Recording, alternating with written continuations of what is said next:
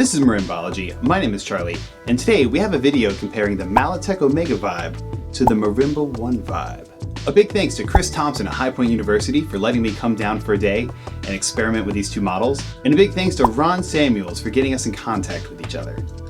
You the man. There's so many things to talk about in this video. I'm going to break it up into two segments, one on design and construction, and then the other based on sound tests. We're also going to keep score Hogwarts style. This year's House Cup will be between the House of Stevens and the House of Samuels. Imperial. Subscribe to Marimbalogy. Malletech's first stab at the vibraphone, the Love Vibe, was released in 2009. It had a really unorthodox approach to the vibrato effect. Instead of a motor, it had a foot mechanism to manually control the speed of the vibrato.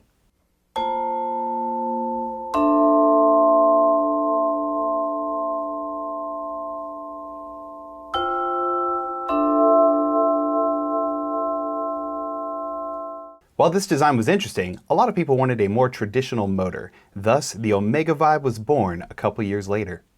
Major features include a lightweight and sturdy frame designed for quick setup and teardown, a silicone U-shaped dampener pad, a nylon strap for the pedal instead of a traditional rod, tunable resonators, and the Love Vibe inspired wing vibrato, which is located above the resonators instead of inside of them.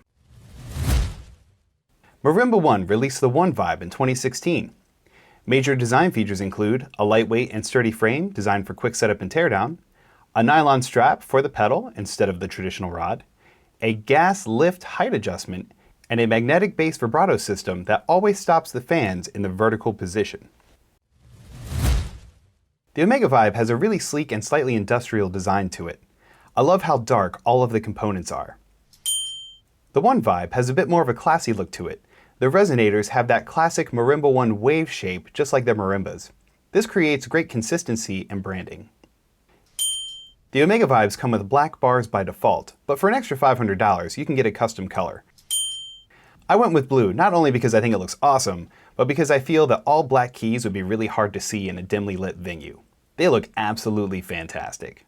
The 1 Vibe comes with silver or gold by default, but you can do a custom color as well for an additional cost. Both of these Vibes set up the same way. The legs fold out from under the harp. Both models come with Velcro straps that hold them in place during transportation. Then the crossbar is installed, which contains the pedal, and that's connected to the dampener by a nylon strap. This process is super easy on both instruments. I'm going to award both houses 1 point. Both instruments live up to their name of being lightweight and sturdy. The Malletech has 4 wheel locks and is very stable when locked. The 1 Vibe I tested had only 2 wheel locks, so it traveled a bit more with aggressive pedaling. However, I talked with Ron and he said that they now include 4 wheel locks as well. The Omega Vibe features a height adjustment. But unlike the crank system on their Marimbas, there's nothing to assist you adjusting the height. The first time I loosened the screws, the instrument slammed down to the lowest height. I have to use my knees to hold the weight of the instrument while I adjust the height, but when I do this, I can't see how high I'm raising it. There are tiny etchings to assist with height adjustment, but they're too spaced far apart to be useful. I'm a pretty tall guy and I don't even really make it to the second marking. The 1 Vibe is also height adjustable. It features the same gas lift height adjustment from their Marimba models. Not only does this hold the weight for you, but you can also get the Vibe to an exact height due to the ingenious measuring system. I know that my Marimba sits at 94, so I can move the 1 Vibe to the exact same height. Genius.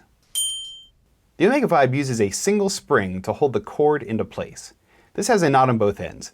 I find this method difficult to adjust on the fly because I don't like picking knots. However, it holds fine. The 1 Vibe uses the ingenious knotless design that allows you to quickly and easily adjust the bar tension. Both pedals are very similar. The Malletech has a bit more of a flexible design, allowing you to use virtually any strap that you want. However, their adjustment mechanism for the strap is a bit strange and sometimes it slips a little bit. The Marimba 1 has a more stable locking strap adjustment mechanism. The strap connects with a plastic clip right into the pedal. I was a little concerned about the longevity of a plastic clip taking all that weight over time. I asked Ron about this, and he said, "The pedal strap connector has been really successful for us with no failures. We're using a very high grade of plastic that we laser cut here on site. We also built a mechanical tester and had it depress the pedal 400,000 times, and it did not fail, and we did not observe any wearing of the part." Both instruments have a wide variety of attachment points to the pedal itself. This allows you to tweak how much motion your foot needs to travel in order to depress the pedal. Malletech has an infinitely adjustable sliding mechanism, which is really rad. Both instruments have a method for you to tilt the dampener forward and back, as well as side to side. The one vibe was slightly easier to use, but both instruments had a really effective adjustment. As far as the dampener itself, the Omega Vibe uses a really unique U-shaped dampener gel pad that starts dampening at the node of the bar and gradually squishes towards the end. This has a couple big advantages. One is absolutely no noise when dampening the bar.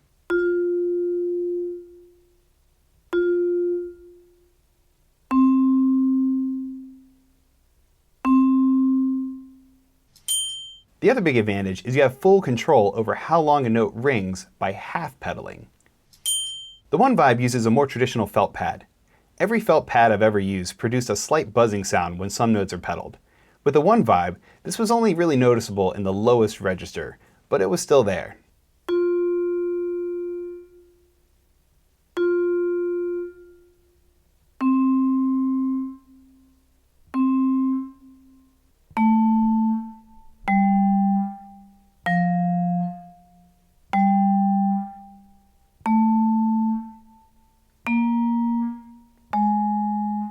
One thing to consider is that the One Vibe is able to play more staccato than the Omega Vibe due to how much of the dampener is touching the bars. It can also dampen ringing notes a little faster. However, it doesn't have the ability to control the sustain quite like the Omega does, so I'm calling this a toss-up. The Malletech controls are on the top left side of the instrument. There's a simple on and off switch and a speed knob. The power cord is removable and plugs in underneath. The One Vibe motor is in front of the player. It has a power button, a speed slider, and a run-stop button which controls if the fans spin or not. The cord isn't removable, which makes it a little unsightly if you're not using it. However, I spoke with Ron about this, and he said that he will start including a removable cord in future models.